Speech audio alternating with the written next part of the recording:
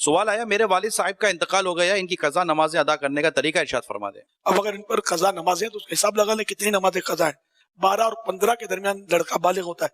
12 سال سے لے کر سمجھو 60 سال کی عمر میں انتقال ہوا۔ تو اس طرح یہ کہ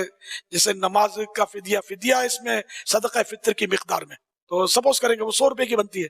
تو ایک نماز کا فدیہ آج کی تاریخ میں 100 بنتا ہے۔ تو اب ایک نماز کا 100 روپیہ سمجھو ہو گیا، 5 نمازیں فرض اور ایک وطر، تو یہ 6، تو یہ 600 بنے ایک دن کے۔ اس طرح مہینے کے 18,000 بن گئے، 18,000 بن گئے، اور سال بھر کے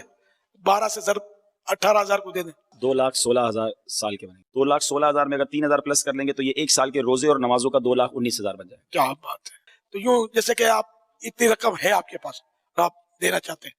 تو یہ بھی طریقہ اس کا ہیلہ شرعی کی اجازت ہے اس میں کہ کسی فقیر شرعی کو جو حقدار ہو، جس کو زکوٰۃ دی جا سکتی ہو، ایسا کوئی فرد آپ کے انڈرسٹینڈنگ ہے کسی سے، تو اس کو یہ دے دیں۔ وہ اس نیت سے اس نے اس کو پکڑ لیا، قبضہ کر دیا، اب اس نے آپ کو گفٹ کر دیا، آپ اس کو اپنے قبضے میں لے لیا، پکڑ لیا، آپ نے پھر اسی نیت سے سال بھر کے فدیے کی نیت سے دیا، تو یہ لوٹ پھر لین دین کرنے سے وہ آپ کے 60 سال تک کا یا 70 سال جو بھی ہو، یہ سارا فدیہ انشاءاللہ ادا ہو جائے گا۔ یہ ہیلا علماء نے لکھا ہے، کیونکہ ورنہ اتنی ساری رقم ہر ایک دے نہیں سکتا ہے نا، یہ آسان ہے۔ صحیح بخاری مسلم میں آیا ہے کہ اگر کسی شخص کے منت کے روزے رہتے ہوں، فرض روزے نہیں، منت کے، تو اس کی اولاد اس کی طرف سے وہ روزے رکھے۔ اس طریقے سے منت کا کسی نے حاجیہ عمرہ مانا تھا، اولاد کرے گی۔ منت کا صدقہ اور خیرات مانا ہوا تھا، اولاد اس کے مرنے کے بعد اس کی طرف سے ادا کرے گی خود فزیکلی۔ نمازیں نہیں پڑھے گی، نمازیں اگر نہیں پڑھی تو عذاب بھگتے گا، پیچھے آپ جتنی مرضی نمازیں پڑھ لیں کوئی فرق نہیں پڑنا۔ یہاں تو فقہ حنفی میں باقاعدہ انہوں نے ایک صدقہ فطر کے برابر ہیلا بنایا ہوا ہے، یہ پتہ ہے آپ کو؟ وہ کہتے ہیں جی ابا جی مر جانا اور ابے کے ذمہ سپوز 50 سال کی نمازیں ہیں، تو کہتے ہیں 50 سال کے آپ 365 دن بنائیں اور روزانہ کی 5 نمازیں ملٹیپلائی کر کے ایک ڈیجٹ نکلے گا، فی نماز ایک صدقہ فطر، ٹھیک ہے جی، اور 2.5 کلو گندم، اس کے عوض ایک نماز معاف ہو جائے گی، وہ آپ نے یعنی مسجد میں مدرسے میں آپ نے گفٹ کرنا ہے۔ وہ سر وہ تو ٹنوں ٹن گندم بن رہی ہوتی ہے،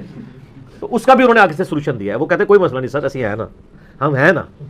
تو وہ بتاتے ہیں آپ کو کہ آپ یہ کریں کہ آپ 1 مہینے کا کر لیں، کچھ تو سانو دیو نا، تو کہتے ہیں آپ 1 مہینے کی گندم جتنی وہ نمازیں بنتی ہیں وہ آپ ہمیں گفٹ کریں، گفٹ اس کی طرف سے آپ ادا کریں،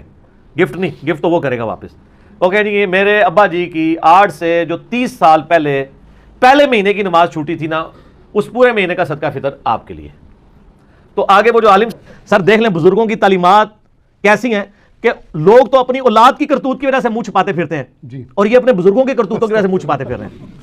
دیکھ لینا یار کی لکھ کے کہہ رہی یار، ایک لکھ چھڑا نے، اس طرح کے بہت سارے ہیلے لکھے ہوئے ہیں۔ فتاوی عالمگیری میں یہاں تک لکھا ہے، ظاہر اب مرد یا عورت میں سے ایک ہی مال کا مالک ہوتا ہے نا عموماً، یعنی گھر میں زیورات ہیں سپوز، تو بیوی اگر مالک ہے وہ کہتے ہیں ٹھیک ہے سال کے بعد زکوٰۃ بنتی ہے، وہ کہتے ہیں سال پورا ہونے میں جب 1 دن رہ جائے نا تو وہ بیوی بلا کے خاوند کو گفٹ کر دے سونا، تو اس کا سال پورا ہی نہیں ہوا، زکوٰۃ ہی نہیں بنے گی۔ اور جب خاوند کا سال پورا ہونے لگے نا 1 دن پہلے بلا کے اپنی بیوی کو گفٹ کر دے، پوری زندگی موجہ مار دے اور زکوٰۃ ہی کوئی نہیں۔ یہ لکھا ہوا ہے، یعنی پورا باقاعدہ ہیلوں کے اوپر چیپٹر بنے ہوئے ہیں اور یہ طریقے بتائے ہوئے ہیں، اور یہی اصحاب سبت نے بھی کیا تھا، تو اللہ تعالیٰ نے ان کو بندر و خنزیر بنا دیا تھا اس طرح کی شریعت کے ساتھ کھلواڑ کرنے کے اوپر۔ تو یہ سارے وہ اس طرح کے ہیلے کرتے ہیں۔ تو میت کی طرف سے نہ آپ نے نماز پڑھنی ہوگی، صرف منت کے روزے رکھیں گے، صدقہ خیرات کریں گے، حج اور عمرہ کریں گے،